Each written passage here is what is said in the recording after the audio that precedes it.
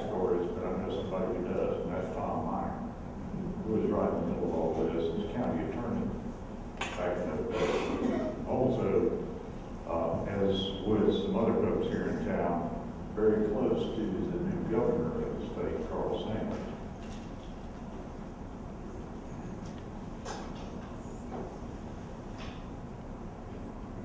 In September of 1965, after the bond referendum passed and all the other criteria had been met, the new chancellor of our university system, George Simpson, appointed Arthur Ginlatt as the founding president of the institution. And Dr. Ginlatt was eminently qualified to start Dalton Jr. because he had done the same thing at Armstrong Jr. in Savannah.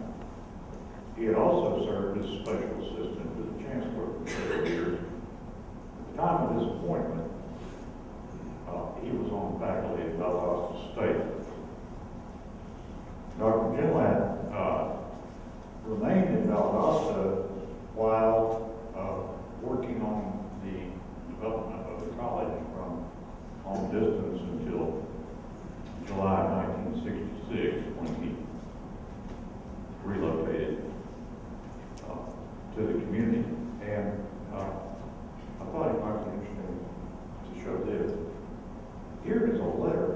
You can't read it, but you see the hand scratching on the bottom of it. This is a letter from Chancellor Simpson to President-elect Ginlatt in December of 1965, asking Dr. Ginlatt to prepare a budget request for the 1966-67 fiscal year. Now, this would have been the year before the college actually opened. So what does Dr. Ginlatt do? I mean, this is his handwriting. He just starts scribbling notes on the bottom of the letter. You know, we need postage, we need filing cabinets, we need secretarial help, we need a librarian. And if you examine this letter failed, you know, it's the beginning to illuminations about what would be needed. And in fact, he and that first staff had to get everything from paper clips to library books, filing cabinets, desks and chairs, and instructor offices and all of that. Now they did all of this out of this house on 112 South Point. This is the old ladies' establishment, but before that, from July of 1966 until September of 1967, this was the home of Dalton Junior College as the campus was being built. Dr. Ginlatt employed his personal secretary, Margaret Honeycutt, while they were located here.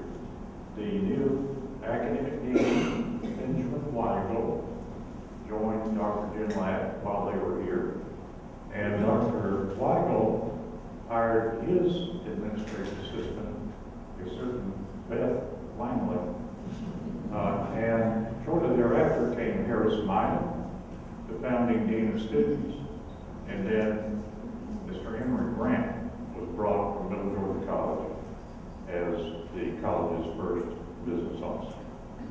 Among the other things that Dr. Ginlatt and staff had to do was to help supervise the site development and construction of the campus as Pruitt has described how that site came to be approved. And as that, this is the architect's rendering, obviously, but as that design was finalized, site preparation for this campus began in July of '66, about the time Dr. Ginlatt relocated to Dalton. And building construction started in October '66. So they had from October of 1966 to September 1967 to get this campus ready. And in fact, at the time Paul Ford, 1967 opened, the gymnasium was not finished. And so among the key classes that students were able to take that first year included learning how to play horse in space. I thought you might be interested in this. The official groundbreaking for the college was held on November the 18th,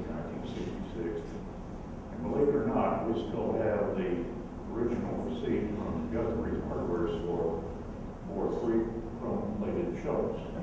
Purchased by the Chamber of Commerce. I don't know who still got those shovels, whether the Chamber got them, or whether we, took possession of them, I'm not entirely sure.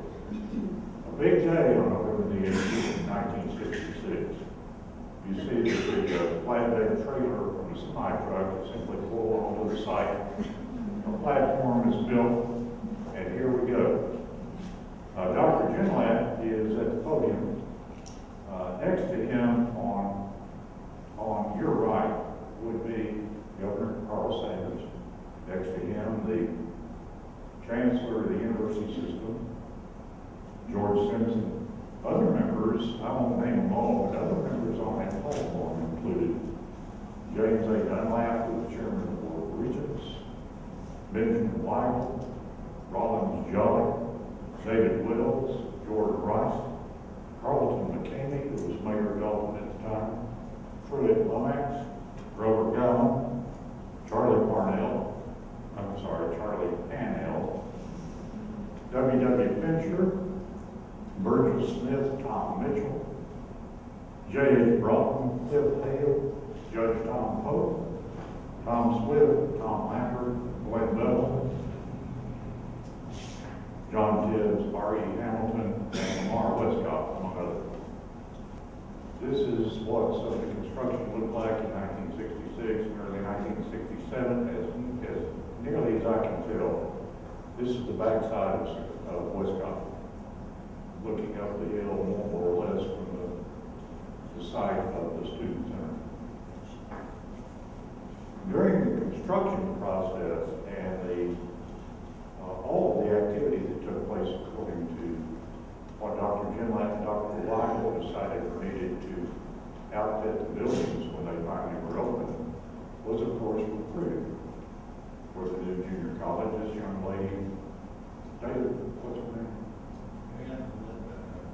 She was an employee of the registrar's office at one time. And this photograph got all over the Northwest Georgia area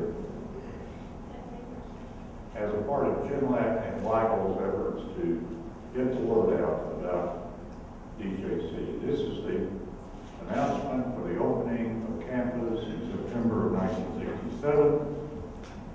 You'll notice the matriculation for full-time enrollment was $70.